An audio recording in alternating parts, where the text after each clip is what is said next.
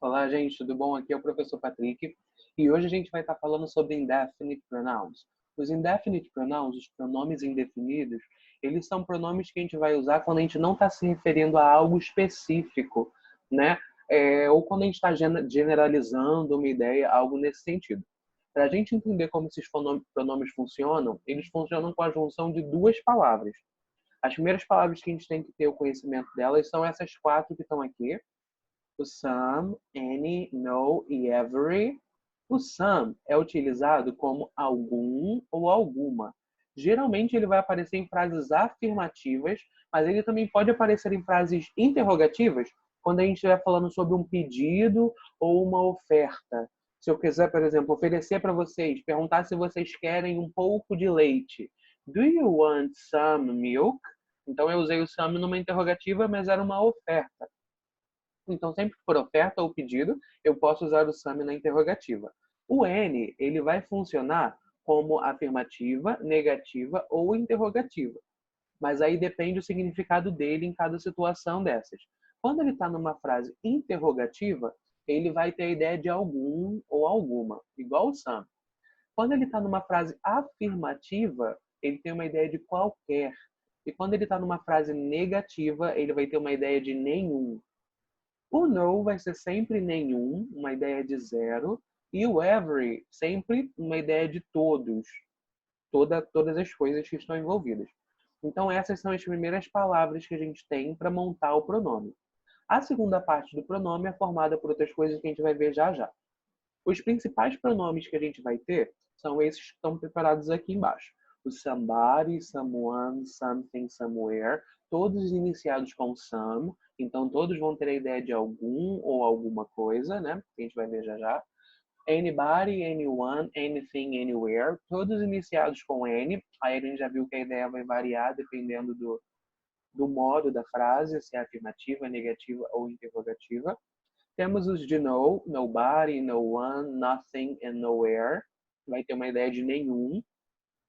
E every, os do every, que são everybody, everyone, everything e everywhere, que tem uma ideia de todos, né? Quando a gente vai falar sobre pessoas, a gente tem duas opções. A gente pode usar a palavrinha one ou a palavrinha body, que são essas palavras que estão formadas aqui, body e one. Os dois têm o mesmo significado. Então, aí a gente pode usar para montar. Então, se eu falo, por exemplo, some, a gente viu que é algum. E eu quero falar alguma pessoa. Então, someone ou somebody.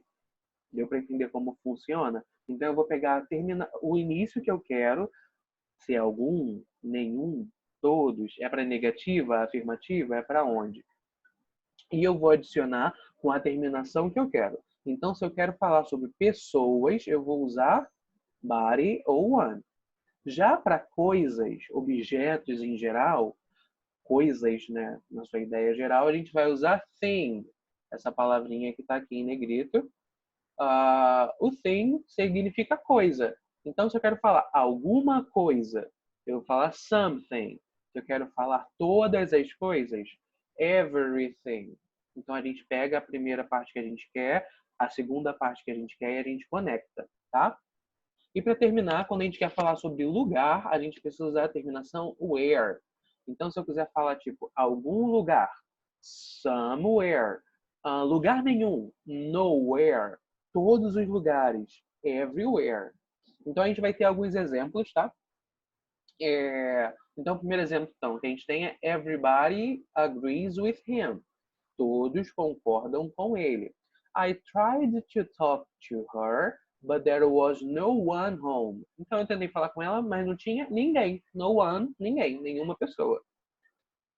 E a gente tem que prestar atenção que a gente sempre vai usar os verbos no singular quando a gente estiver falando de pronomes indefinidos, tá? Então, mas aí eu posso estar me referindo a mais de uma coisa. Se eu falo, por exemplo, everybody são todas as pessoas. Sim, mas a conjugação tem que ser com o verbo no singular, tá? Então, se eu quero falar, por exemplo, que todos estavam dançando, everybody was, o passado do verbo to be para o singular, everybody was dancing. Todos estavam dançando, tá?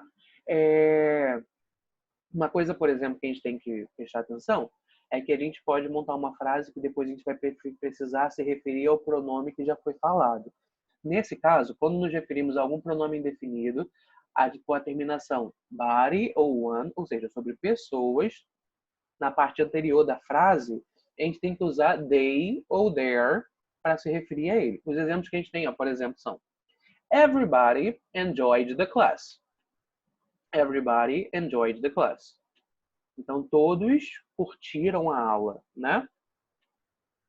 They were all very excited. Eles estavam bastante empolgados. E aí, nessa parte, que eu vou me referir ao que eu falei antes, que eu vou usar o pronome they ou o possessivo their, aí sim eu transformo isso para o plural. Mas na parte do pronome lá bonitinho, pronome indefinido, a gente mantém no singular, tá?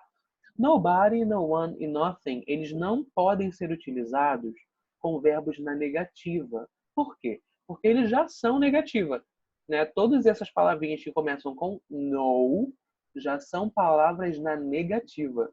E aí, por esse motivo, eu não posso, de forma nenhuma, botar a frase na negativa.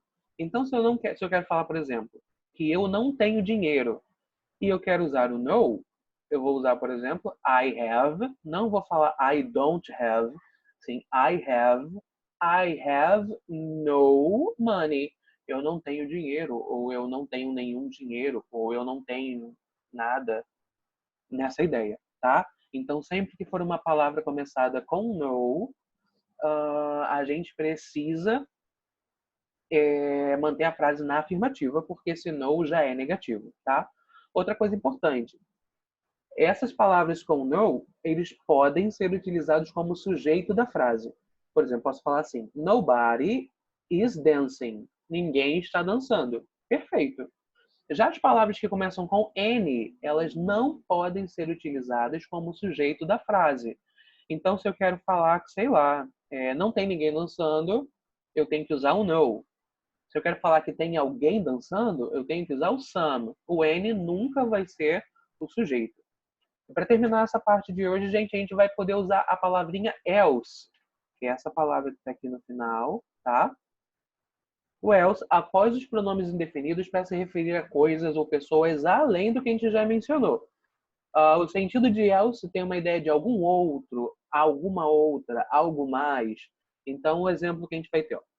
If it doesn't work, try something else. Se não funcionar, tente outra coisa.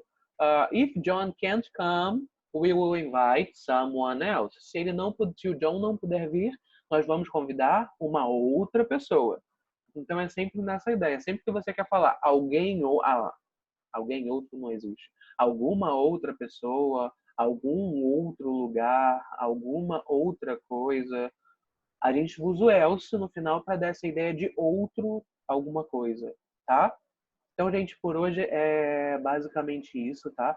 Eu espero que vocês tenham entendido. Eu preciso que vocês façam o exercício também. E se ficarem com alguma dúvida, pode deixar aqui nos comentários que eu vou estar ajudando vocês, tá bom? Um abraço, gente, e tchau, tchau.